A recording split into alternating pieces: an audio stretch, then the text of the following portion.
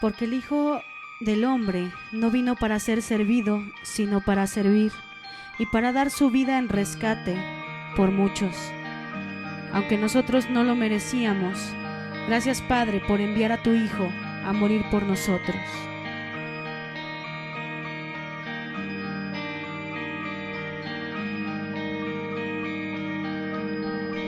Quebrantado fuiste, oh Jesús, por mi rebelión. Resucitaste y hoy puedo vivir y de nuevo nacer. Cuánto amaste al mundo, Dios. Cuánto te quiero agradecer.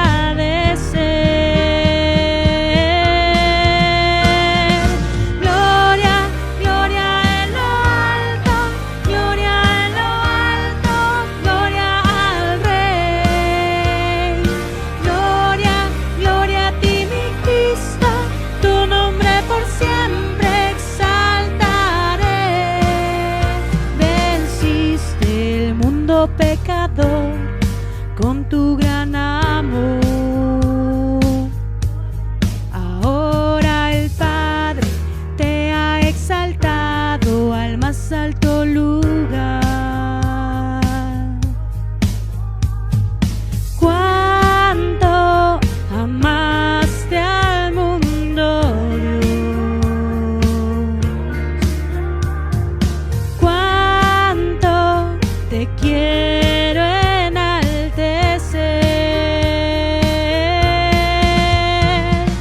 Gloria, gloria en lo alto, gloria en lo alto, gloria al Rey.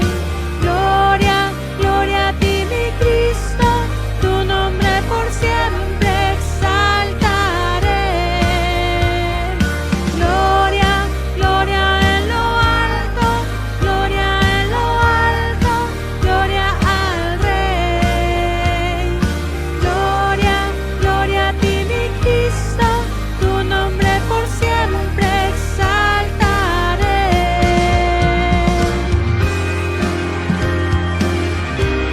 Te alabamos, Señor, porque tú eres digno de toda gloria. A ti sea toda la alabanza por los siglos de los siglos. Padre, eres digno. Digno, solo tú eres digno, solo tú eres digno, solo tú eres Dios. Digno, solo tú eres digno, solo tú eres digno, solo tú eres Dios. Digno, solo tú eres digno, solo tú eres digno, solo tú eres Dios. Digno, solo tú eres digno, solo tú eres digno, solo tú eres Dios. Digno, solo tú eres digno, solo tú eres digno, solo tú eres Dios. Digno, solo tú eres digno, solo tú eres digno, solo tú eres Dios. Oh, gloria, gloria en lo alto, gloria en lo alto, gloria al Rey. Gloria, gloria a ti, mi Cristo, tu nombre por siempre exaltaré. Gloria, gloria en lo alto, gloria en lo alto, gloria al Rey. Gloria, gloria en lo alto, gloria y honra, tu nombre por siempre exaltaré.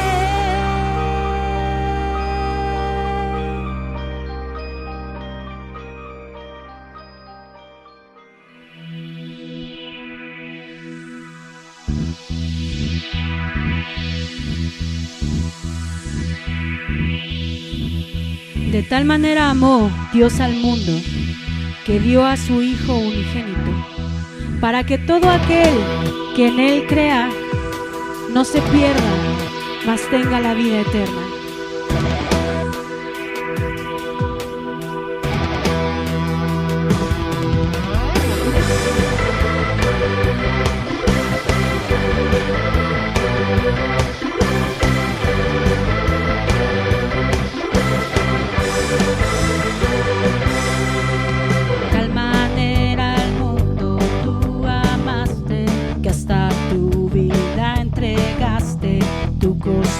Abierto fue,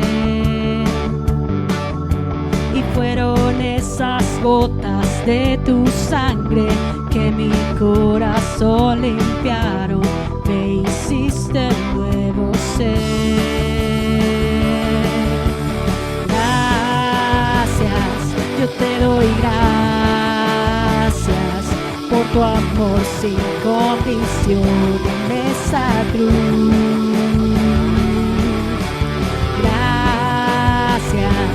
Te doy gracias por tu perdón, la salvación en esa cruz. Amor sin condición, amor sin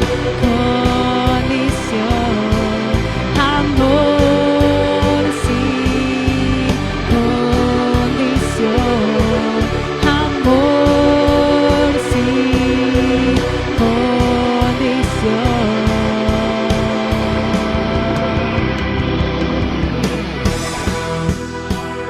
Gracias, Padre, por tu sacrificio en aquella cruz, porque lo has dado todo por nosotros, Señor.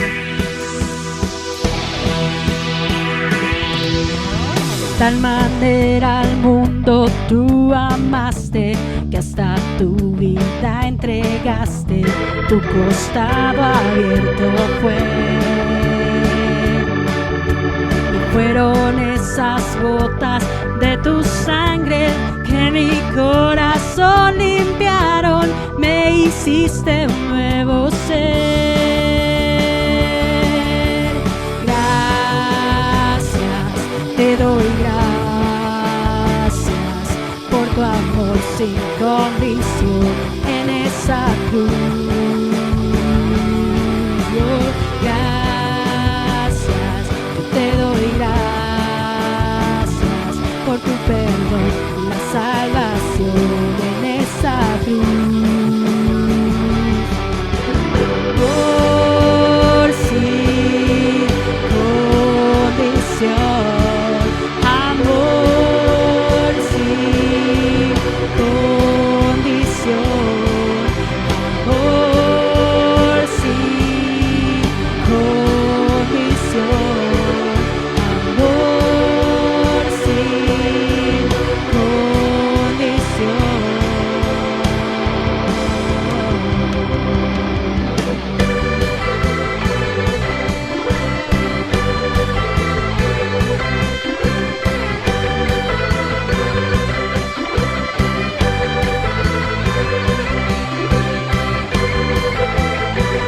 Nos diste vida eterna, Padre, nos diste salvación.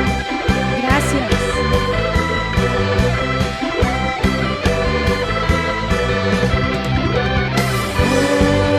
Por sin condición, amor sin condición, amor sin condición, amor sin condición.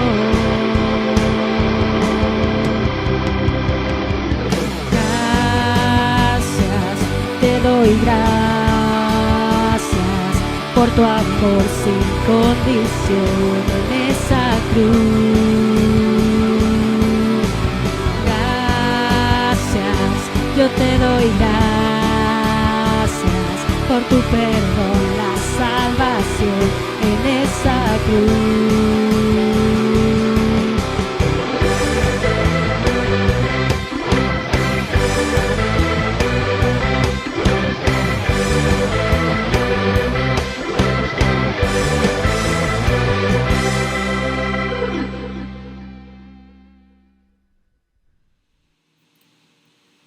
Muy buenas tardes, hermanos. Es un gozo para mí estar otra vez aquí con ustedes para compartir la palabra del Señor, sobre todo en estos días especiales donde recordamos y conmemoramos que nuestro Señor Jesucristo vino a este mundo, como decía el apóstol Juan, que el Verbo se hizo carne, y aquel Verbo habitó entre nosotros, y vimos su gloria como la del unigénito Hijo de Dios. Un día Dios envió a su Hijo para que tú y yo tuviéramos libertad y viviéramos una vida libre del pecado y pudiéramos encontrar en Él paz y salvación. Hermanos, es para mí un honor el poder hablar de este tema.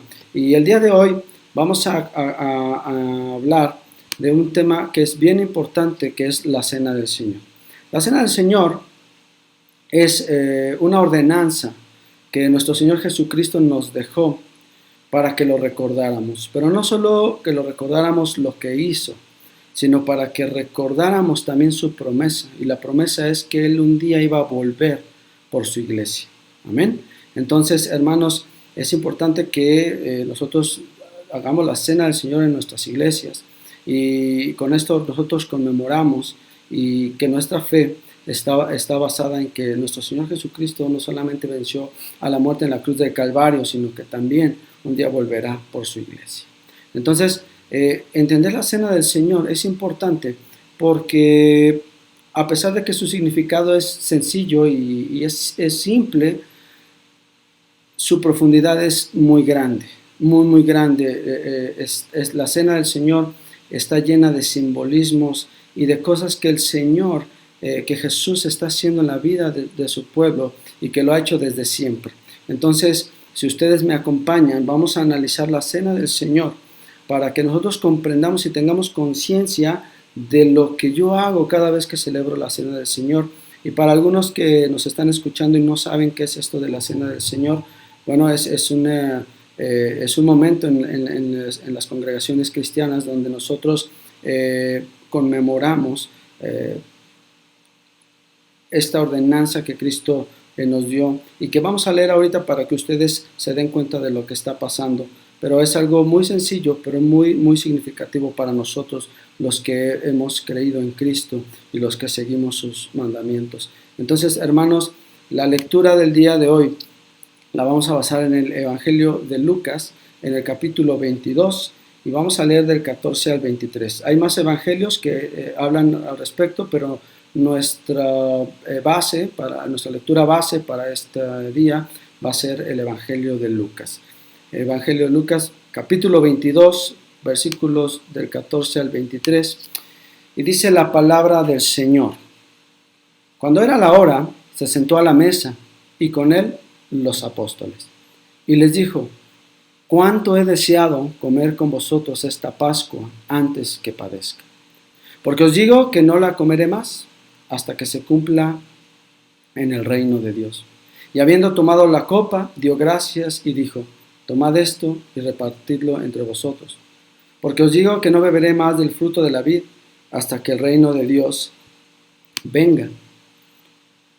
Y tomó el pan y dio gracias y lo partió y les dio diciendo: esto es mi cuerpo, que por vosotros es dado. Haced esto en memoria de mí. De igual manera, después que hubo cenado, tomó la copa diciendo: esta copa es el nuevo pacto en mi sangre, que por vosotros se derrama. Mas he aquí, la mano del que me entrega está conmigo en la mesa. A la verdad el Hijo del Hombre va, según lo que está determinado. Pero ay de aquel hombre por quien es entregado. Entonces ellos comenzaron a discutir entre sí quién de ellos sería el que le había de hacer esto. Bueno, hermanos, el pasaje que acabamos de leer es el pasaje donde Jesús y sus discípulos van a festejar la Pascua. Y la Pascua es la fiesta más importante que el pueblo hebreo tiene hasta la fecha, porque en ella conmemoran algo bien importante. Y para que yo entienda este pasaje, yo necesito conocer el contexto. Y el contexto de esto es la celebración de la Pascua. Para entonces yo saber qué es la Pascua, vamos a analizar un poquito y nos vamos a retroceder en el tiempo hasta el libro del Éxodo, capítulo 12. No lo vamos a leer, pero sí te quiero decir de qué se trata. En tu casa te voy a pedir que tú lo leas para que entiendas mejor lo que estamos hablando. Pero en este pasaje Dios le dice a Moisés, después de que han pasado ya la mayoría de las plagas, se viene la última plaga que, si bien recordarás, es la muerte de los primogénitos. El último golpe que Dios le va a dar a Faraón y a Egipto para que liberen al pueblo de Israel va a ser la muerte de todo primogénito, incluidos los animales, incluidos los egipcios, y también iban a estar incluidos los hebreos. Y por eso este pasaje es importante, porque Dios le dice a Moisés, mira Moisés, para que yo no lastime y no hiera de muerte a los primogénitos de mi pueblo, es necesario que haga ciertas cosas. Y ahí en el Éxodo 12, Dios le va a empezar a explicar a Moisés lo que tiene que hacer.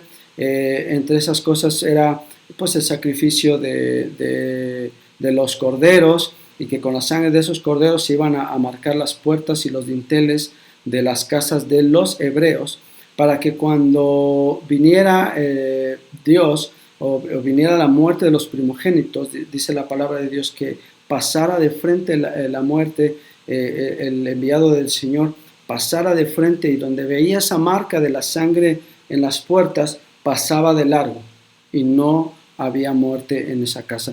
Entonces, hermanos, ellos conmemoran esto porque esto es el punto de inflexión en donde Faraón por fin decide y dice, ¿sabes qué?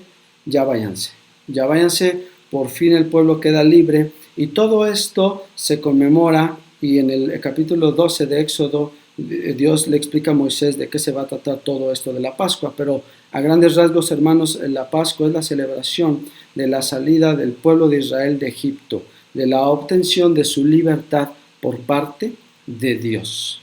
Y esto es lo que ellos van a conmemorar. Y ahora estamos en unos tiempos donde ellos vuelven a ser esclavos, están en condición de esclavos, y por eso la Pascua es muy especial, porque pues los ánimos estaban muy encendidos en ese momento, y el pueblo esperaba un Mesías, un guerrero que viniera a pelear por ellos, y que como en aquel entonces viniera con señales, con milagros y todo, y de repente nos encontramos con un Mesías que viene a dar un tipo de libertad que va más allá de una victoria en una batalla o en una guerra, sino que no solamente nos va a dar libertad, sino que también nos va a dar vida eterna.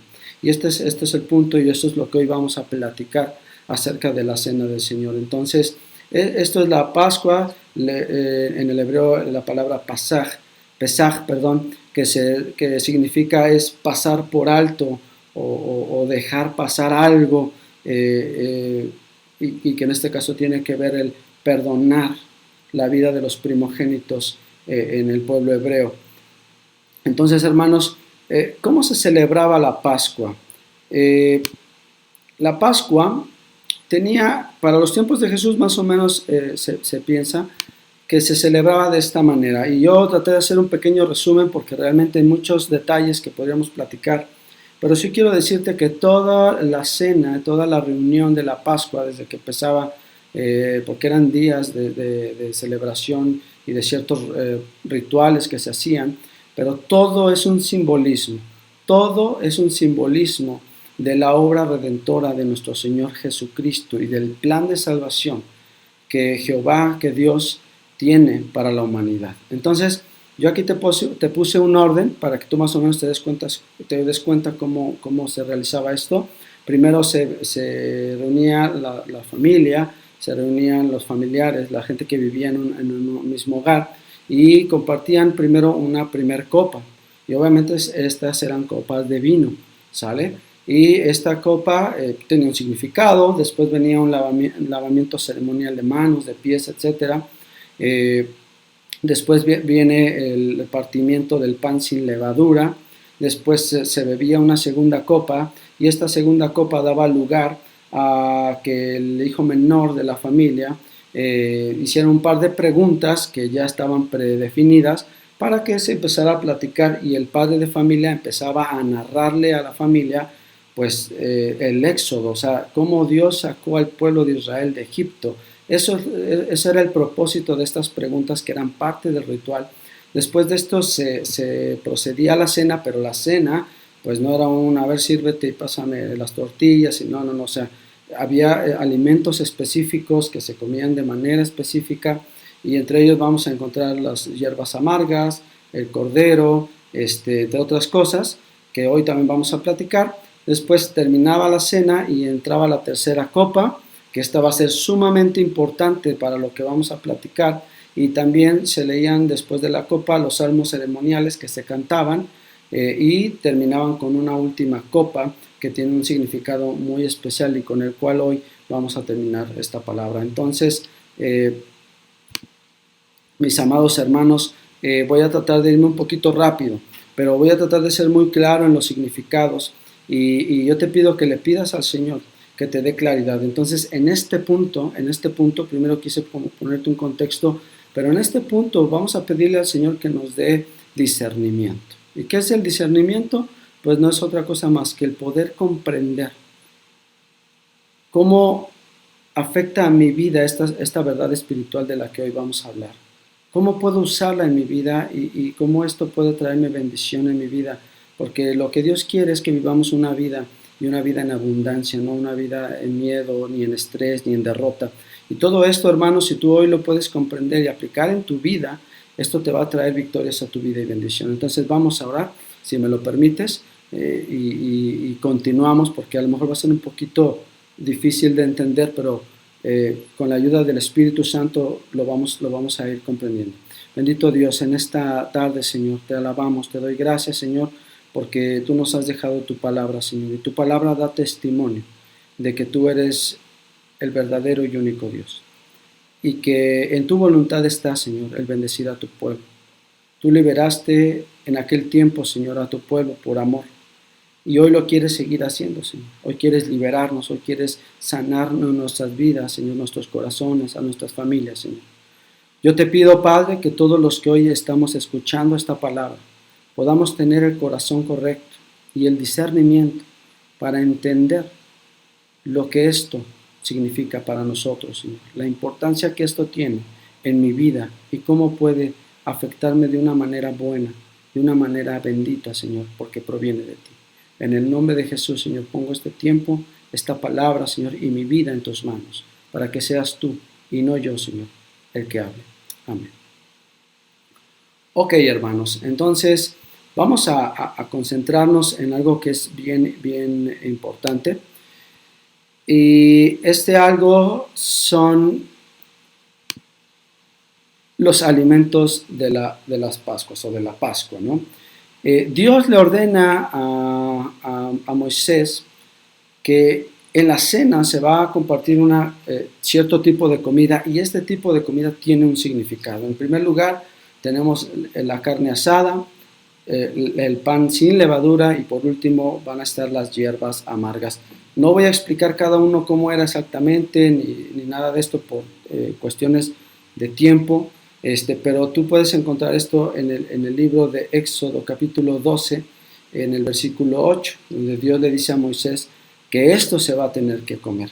Y vamos a analizar cada uno de estos, hermanos, porque cada una de estas cosas pues tiene un significado. O sea, no era nada más prepárate una carnita asada y pues pásensela al Padre, no, o sea, tiene un significado espiritual, y que para nosotros, para el pueblo de Israel en ese momento, pues podría significar algo, significa algo, pero para nosotros los que ahora estamos en los tiempos de la iglesia, tiene todavía más significado por lo que hizo Dios y por lo que va a hacer. Porque esto que está pasando y esta simbología de la que vamos a hablar no solamente representaba cosas que estaban sucediendo en ese tiempo, sino también representan cosas que están pasando y otras que van a suceder.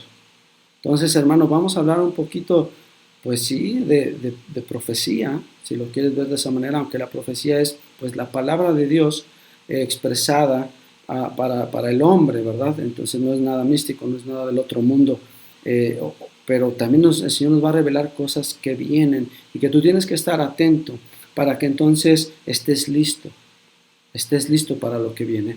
Y bueno, en primer lugar vamos a ver lo que significa la carne asada. Bueno, la carne asada, hermanos, representaba la víctima, en ese momento era un cordero.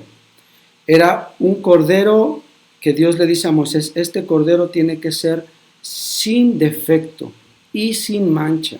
O sea, no debía estar así como con una patita chueca, ni con una marca aquí o en la espalda, no debía ser perfecto. Un cordero que fuera perfecto, de primera calidad. ¿Sí? Bien, esto tiene su importancia y ahorita lo vamos a ver también. Pero, ¿qué es lo que pasó? Y para esto necesitamos remontarnos a lo que estábamos platicando del pasaje de Éxodo, capítulo 12, porque lo que sucede es que Dios le dice a Moisés, mira, dice el libro de Hebreos, que sin derramamiento de sangre no hay remisión de pecados. No hay remisión de pecados. Entonces, la consecuencia del pecado, dice la Biblia, que es la muerte. Cuando yo peco, yo merezco morir. Pero ¿por qué no estoy muerto entonces? Porque pues todos aquí hemos pecado. Bueno, eso tiene que ver porque en aquel entonces ese cordero, como Dios iba a matar a todos los primogénitos, le dijo, bueno, yo no voy a tocar a tus primogénitos, Israel, pueblo de Israel, pero a cambio alguien va a tener que tomar el lugar de ese primogénito que merece morir, que va a morir. Y entonces él le dice, me vas a dar ese cordero perfecto. Entonces por eso cada familia tomó un cordero y lo sacrificó. Y lo sacrificó. Y es la carne de ese cordero la que se comía para recordar que Dios había tenido misericordia de los primogénitos y de la vida del pueblo. Entonces, hermanos, ese cordero tomó el lugar del primogénito que iba a morir. ¿Sí? Bien, ahora eso para ellos era muy claro y fue algo impactante para ellos, y por eso hasta la fecha, hermanos, el pueblo hebreo lo sigue festejando. Ya no se sacrifican corderos hoy, se utiliza un tipo de hueso especial que ellos preparan para conmemorar esta parte por diferentes circunstancias, pero para nosotros el cordero, hermanos, representa a Cristo, a nuestro Señor Jesucristo. ¿Pero por qué? ¿Qué tiene que ver? Sí, hermanos, porque el cordero tomó el lugar del que tenía que morir, y nosotros, hermanos, teníamos que morir porque pecamos delante de Dios, y la paga del pecado es muerte. Entonces Jesús, cuando viene, Él toma nuestro lugar en la cruz y Él da su vida como una paga para que nosotros tengamos la oportunidad de arrepentirnos y de reconciliarnos con Dios. Entonces el Cordero representa a nuestro Señor Jesucristo, quien fue crucificado para perdón de nuestros pecados. Entonces por eso ven cómo la Pascua se conecta con lo que está sucediendo en este momento, con la cena del Señor. Bien, esto era la carne asada, esto es lo que representaba, es aquel Cordero que tomó nuestro lugar, que es Cristo Jesús. ¿Por qué dices eso, Pastor Omar? Bueno, hermanos, porque en Apocalipsis se menciona como 30 veces se menciona al Cordero, y ese Cordero es Jesucristo, y incluso el apóstol Juan llama a aquel Cordero el Rey de Reyes y Señor de Señores, y lo menciona que está sentado, que está junto al que está en el trono, que es Dios, que es Jehová. Dios está en el trono y dice, y con él está el Cordero. El apóstol Pedro llama a Jesús el Cordero, pero también si tú te remontas al encuentro entre Juan el Bautista y Jesús, cuando Juan el Bautista lo ve llegar, en el Evangelio de Juan se nos narra que dice, he aquí el Cordero, he aquí el Cordero. Y hermanos, esta era la representación de Jesús, de lo que Jesús iba a hacer por la humanidad. Por eso la importancia de este Cordero en la cena de la Pascua. Bien, también en segundo lugar tenemos los panes sin levadura, hermano. ¿Okay? ¿Qué es el pan sin levadura? El pan sin levadura, hermanos, era la preparación del pan, pero no se le ponía ahora la levadura, por eso es pan sin levadura, ¿verdad? Pero ¿qué es lo que es la levadura? Bueno, sabemos que la levadura es un hongo, una bacteria que afecta la composición natural del pan para que éste se desarrolle, crezca, tenga forma, etc. Pero en una situación de significado, la levadura representa en la Biblia el pecado. La levadura es aquella cosa que viene a la vida del hombre y trastorna su naturaleza. Hermanos, nosotros fuimos creados para habitar con Dios. Cuando Dios creó al hombre, dijo, hagámoslo a nuestra imagen y nuestra semejanza.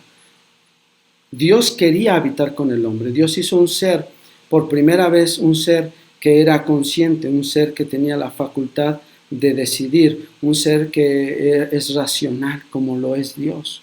Por eso dice, hagámoslo a nuestra imagen y semejanza.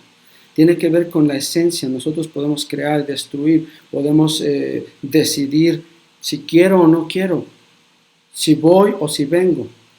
Somos la única creación en el mundo, en el universo, que tiene la capacidad de decisión, hermanos.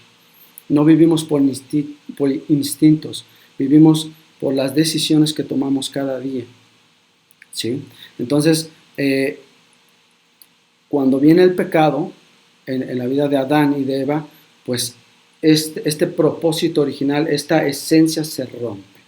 ¿Sí? Entonces la levadura representa ese pecado que viene a romper. Ahora, en el libro de Romanos, capítulo 5, versículos 18 al 19, habla de que así como por un hombre entró la transgresión, dice, también por un hombre entró la justicia. Y así como por un hombre entró la desobediencia, también por un hombre entró la obediencia. Y esto nos hizo justos. Ahora, ¿qué significa esto? Que es un poco complicado.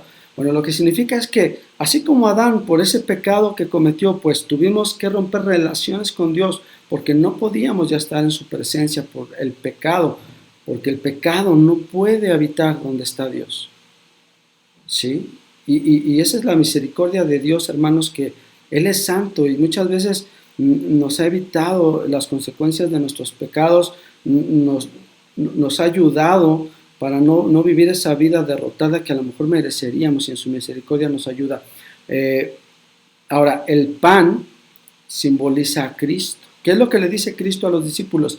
Les partió el pan, es este pan sin levadura, y dice, lo partió y les dijo, este es mi cuerpo. ¿Qué quería decir esto? Las palabras del libro a los Romanos. Había un hombre, solamente ha habido un hombre que no pecó. Y ese fue Jesucristo. Jesucristo no pecó. Él representa la pureza y la santidad de nuestro Señor Jesucristo. Por eso Él les dice, este es mi cuerpo que por ustedes es partido. ¿Sí? Entonces, este pan puro, este pan que representa la pureza de Cristo, iba a ser quebrantado, iba a ser quebrado, como lo vamos a ver en estos días, en las 7 palabras, en la predicación también de la resurrección de Cristo.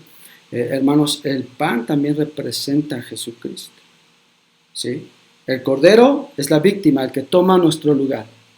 Lo hizo Jesucristo. El pan es aquel hombre que permaneció sin pecar y por lo tanto pudo traer salvación a este mundo, que solamente fue Jesucristo. No ha habido otro hombre, no ha habido ni un iluminado, ni un gurú, ni un científico, ni un gran hombre de muchas buenas obras que no haya pecado. Todos hemos pecado. Dice la Biblia que no hay justos ni aun uno. No hay justos ni aun uno. Hermanos, todos necesitamos a Cristo para transformar nuestra vida, y Él es el pan que no tuvo levadura. Amén. Entonces, hasta aquí estamos viendo la representación de cada cosa que se compartía en aquella cena. Y por último, como una última comida, pues vamos a ver las hierbas amargas. Las hierbas amargas pues no eran más que precisamente lo que dice ahí, varios tipos de hierbas que se comían junto con la comida, y que se comían junto con las demás cosas que se estaban comiendo, pero pues eran de un sabor insípido. Incluso muchas, por ejemplo, se tenían que bañar en agua con sal y una cierta preparación que aludían a las lágrimas del pueblo de Israel para recordar el sufrimiento en Egipto. Ahora, ¿tú qué dirías? Pues, ¿qué necesidad de estar recordando esas cosas, ¿no? Si fueron cosas feas. Pero hermanos, a nosotros nos pasa, a veces nos olvidamos de las cosas buenas que Dios ha hecho por nosotros. Se nos olvida con facilidad cuánto necesitamos de Dios y cuánto podemos sufrir cuando nos alejamos de Dios. Dice la palabra del Señor que lejos de Él no podemos hacer nada. ¿Y qué quiere decir? ¿Que me quedo inmóvil y ya no hago nada? No, que todo lo que hago estoy expuesto y este mundo está condenado. Y en aquel tiempo el pueblo de Israel no tenía a Dios y sufrió y lloró y vivió como esclavo, ¿sí, hermanos? Entonces, esto les ayudaba a recordar el sufrimiento de sus padres, de la gente que caminó en el desierto, y para que ellos valoraran lo que Dios estaba haciendo por ellos. Hermano, tú tienes que valorar lo que Dios hace por ti. Tienes que darle gracias. Si hoy estás en tu casa, bueno, estamos en cuarentena, pero gloria a Dios, estoy en mi casa con mi familia en esta cuarentena, tengo donde acostarme, tengo que comer, etcétera. Y si tú estás padeciendo de alguna de estas cosas, pues no te preocupes. Hoy el Señor quiere fortalecer tu fe y quiere enseñarte cómo vencer esas cosas. Amén. Entonces, hermanos, vamos ahora a ver. Vimos las 3 comidas que el libro de Éxodo, capítulo 12, versículo 8, le dice Dios a Moisés. 3 comidas que ya vimos su representación. Ahora vamos a ver algo también importante, que son las 4 copas que se comparten en esta cena de la Pascua. Y estas 4 copas tienen que ver con las 4 formas de libertad con las que Dios iba a liberar a su pueblo, o los liberó a su pueblo. ¿Ok? Entonces, para el pueblo judío tiene una representación cumplida en ese momento, pero también, hermanos, estas 4 copas tienen una representación profética de lo que va a suceder y de lo que viene para nosotros, cosas que ya sucedieron y otras que faltan por suceder. Entonces esto está interesante porque, hermanos, esta es la base de nuestra fe. Lo que viene, lo que estamos hablando esta semana es la base de nuestra fe. Y si yo sigo tomando la cena del Señor pensando que es una copita de plástico chiquita con un pedacito de galleta y eso es la cena del Señor, no, hermanos. Eso va más allá, es muchísimo más grande de lo que tú puedes pensar. Entonces la cena del Señor no nada más es algo que se tiene que hacer en el culto, no, es algo que yo puedo incluso hacer en mi casa y recordar con mi familia. Si no podemos estar en la iglesia, hazlo. Ahora, lo hacemos con juguitos, etcétera. Hermano, tú te estás dando cuenta que no es así, o sea, pero no es la forma, sino es el entendimiento con el que yo hago las cosas lo que importa, ¿sí? Entonces, vamos a ver estas 4 copas. Con esto vamos a cerrar la cena del Señor.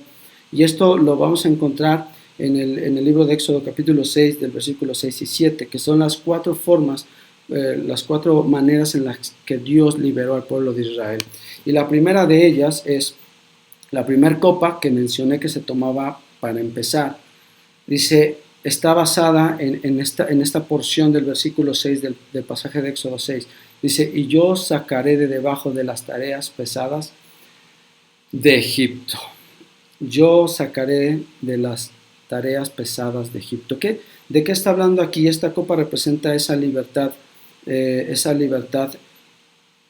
física, si la quieres ver, en donde Dios transforma el entorno del pueblo de Israel, que les era contrario, porque vivían esclavos bajo un imperio que era sumamente poderoso para ellos, que era sumamente, pues los superaban en armamento, en todo.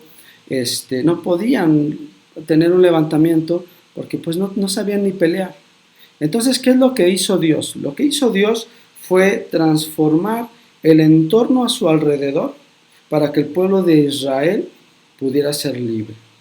Entonces, ¿cómo fue esto? Bueno, el pueblo de Israel vivía bajo yugo, como esclavo, porque eran mucho más débiles que el pueblo de Egipto. ¿Y qué hizo entonces Dios para liberarlos? En primer lugar, pues manda a Moisés y empieza a enviar las plagas a Egipto.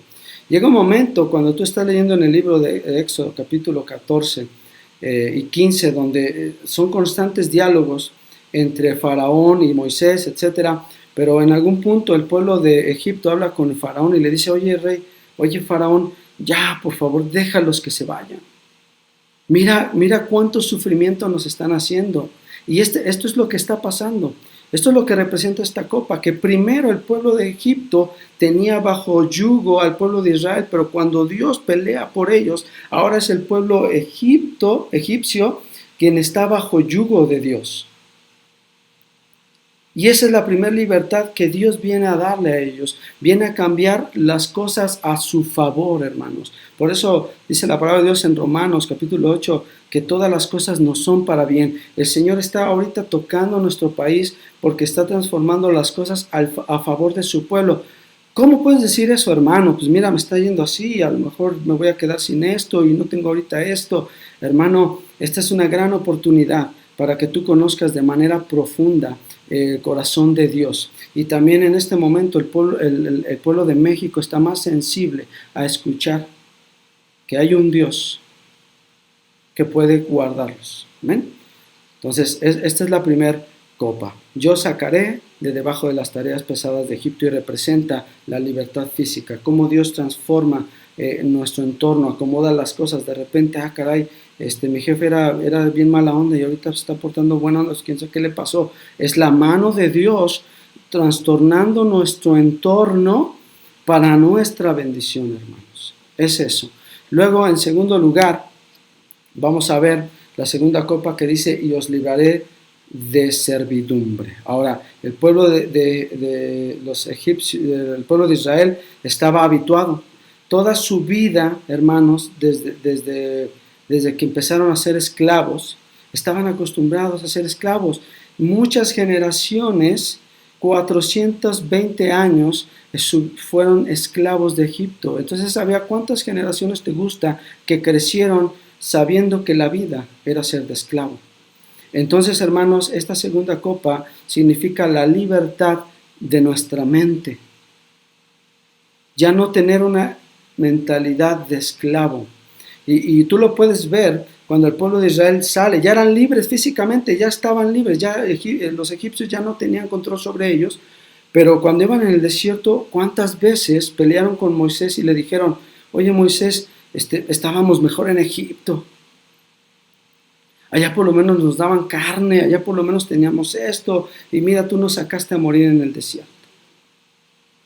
Y tiene que ver con esta parte, hermanos, que a veces nosotros, Dios nos ha hecho libres. Dios ya pagó el precio.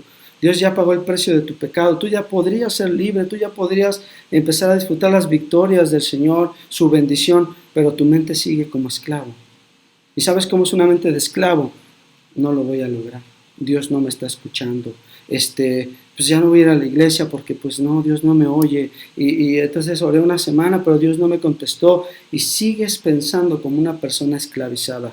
Y ¿sabes cuál es el secreto de la esclavitud?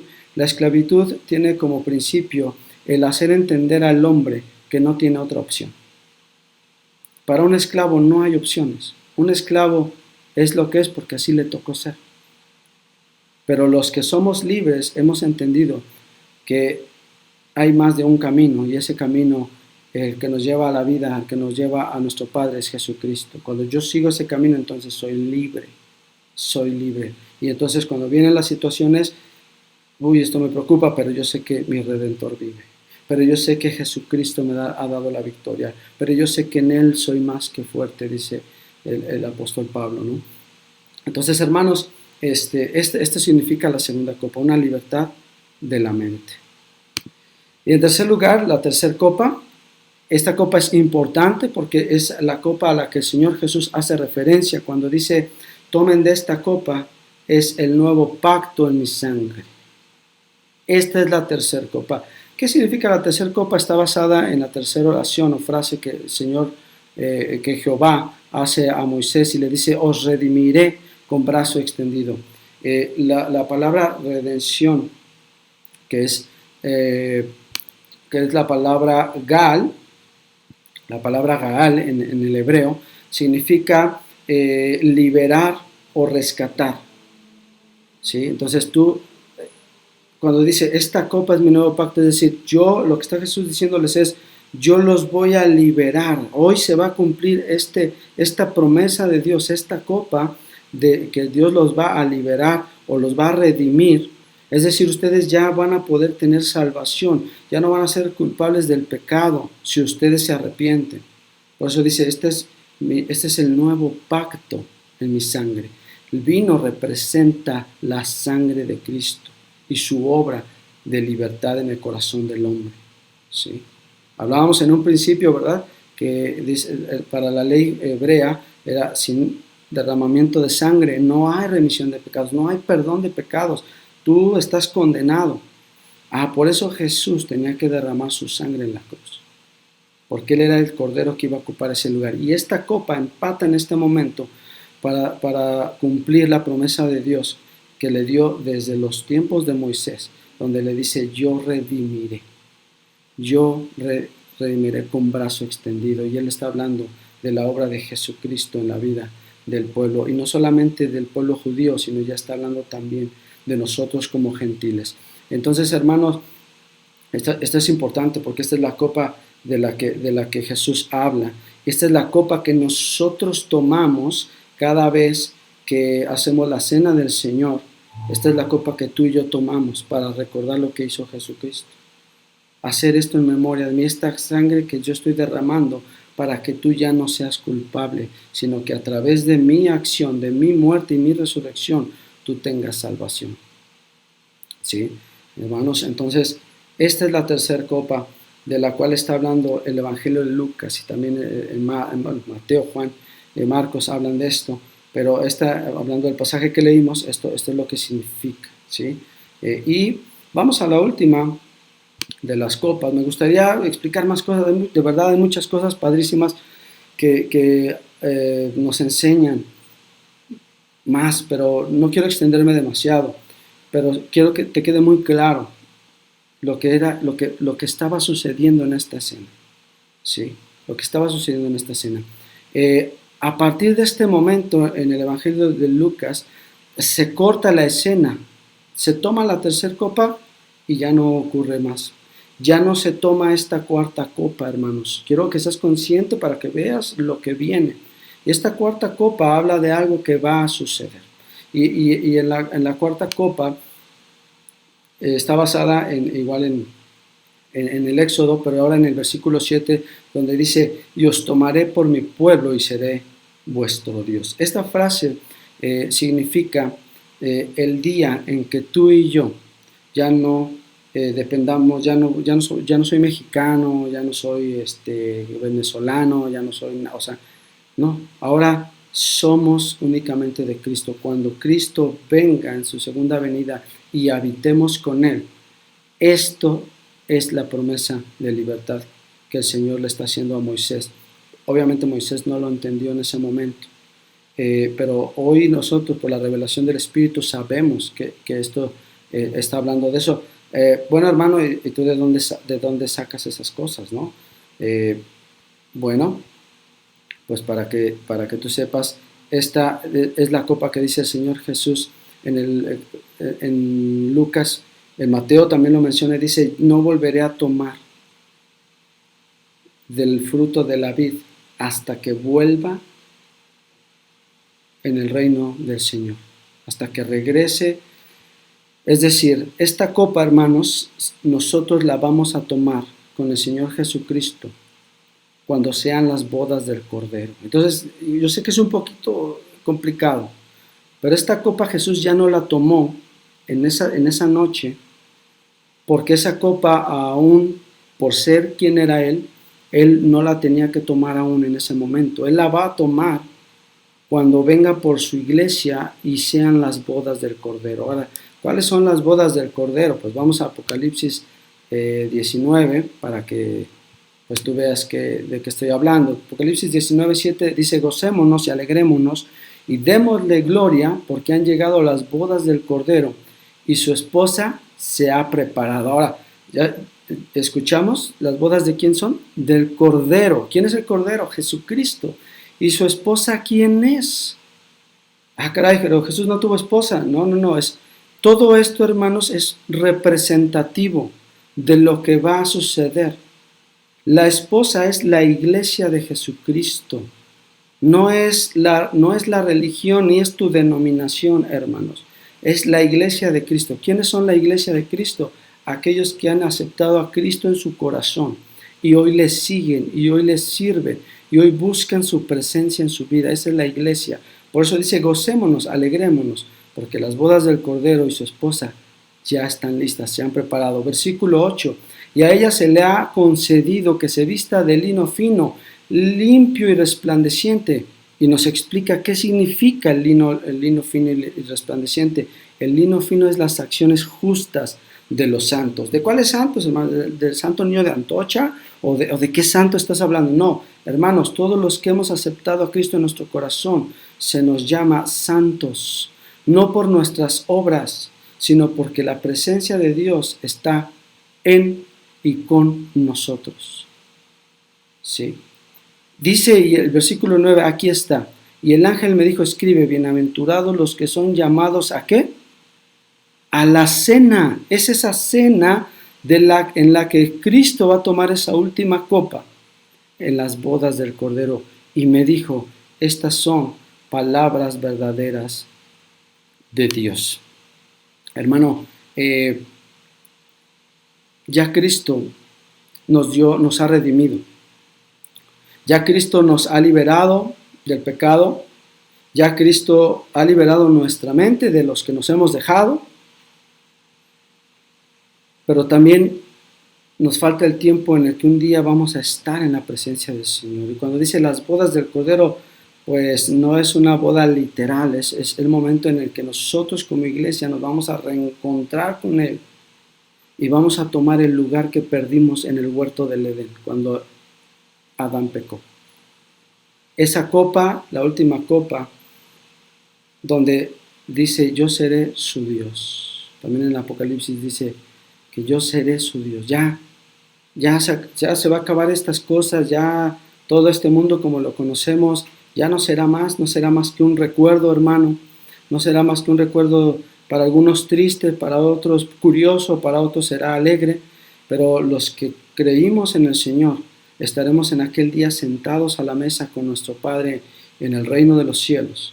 Porque dice, cuando venga en el reino con mi Padre, en el reino de mi Padre, ahí vamos a tomarnos esa última copa que representa la última obra de Dios en la vida de la humanidad. Sí, hermanos, entonces yo cierro con esto. Hermano, yo te invito a que seas parte de esta obra redentora del Señor. Ya dio su vida por ti. Él te ama, ya dio lo que tenía que dar. Ahora solamente nos toca a ti y a mí, número 1, creerle, número 2, entregar nuestra vida. Y número 3, mantenernos firmes en la fe, buscando de Dios cada día. Los que nos escuchan, si tú no has aceptado a Cristo en tu corazón, hoy yo quiero invitarte a que aceptes a Cristo en tu corazón. Él te está buscando. Él quiere sanar tu vida, tu familia. Él quiere guardar tu corazón, sanar tu mente, tu alma, para que tú puedas disfrutar también de las bodas del Cordero. El Señor te ama, hermanos, hermanas, el Señor está con nosotros. Y si ya dio su vida, hermanos, ¿qué no dará por nosotros? Si se lo pedimos con fe y si le buscamos de corazón. Que el Señor les bendiga, hermanos. El día de mañana vamos a escuchar las 7 palabras que son en la cruz del Calvario y que también nos tienen una enseñanza profunda. Si tú hay algo que no hayas comprendido bien, de verdad, regrésale al video, vuélvelo a escuchar con toda confianza, manda tus preguntas por WhatsApp. Estamos para eso, para edificarnos. Yo sé que el tema a lo mejor no fue tan fácil de entender, pero yo sé que el Señor en su momento Él te irá revelando lo que tú tienes que entender de todo esto para ser un mejor cristiano. Vamos a orar. Bendito Padre, en esta tarde, Señor, te agradecemos por tu palabra. Te agradezco, Señor, por tu amor, por tu misericordia, Señor, porque hasta el día de hoy tú nos has guardado, Señor, y tú has sido bueno. Gracias por tu pueblo, gracias, Señor, porque un día, Señor, nos prometiste que volverías y que nos convidarías, Señor, a las bodas, a tus bodas, Señor, y que estaríamos contigo a la mesa, Señor, disfrutando de la vida eterna, Señor. En el nombre de Jesús te damos la gloria y la honra. Amén.